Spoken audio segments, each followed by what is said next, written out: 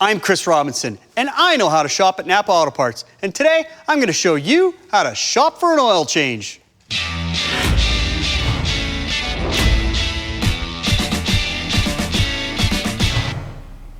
Ramps, the first tool you need to start doing your oil changes so you can get under your vehicle safely.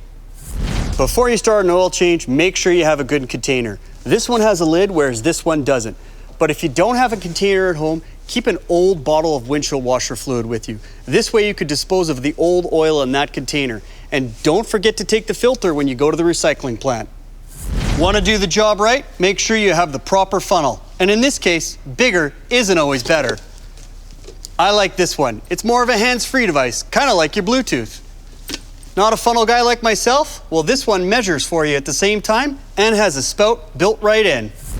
If you're a homeowner like me, the last thing you want is oil on your driveway. So get yourself a good tarp. This way, if you ever had a spill, it prevents you from getting a fine and an angry spouse. Oil filter wrenches come in different shapes and sizes, so you need to make sure you've got the right size for your vehicle.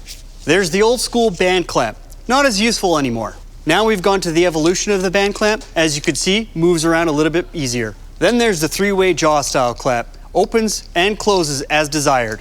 And last but not least, Old Faithful. This thing will get any oil filter off your vehicle. Don't forget to get yourself a nice pair of gloves for those sensitive gamer hands and safety glasses. Don't assume that you wear these, that these are safe. Also, a fresh oil filter and drain plug gasket. Everything I've talked about is listed in the description.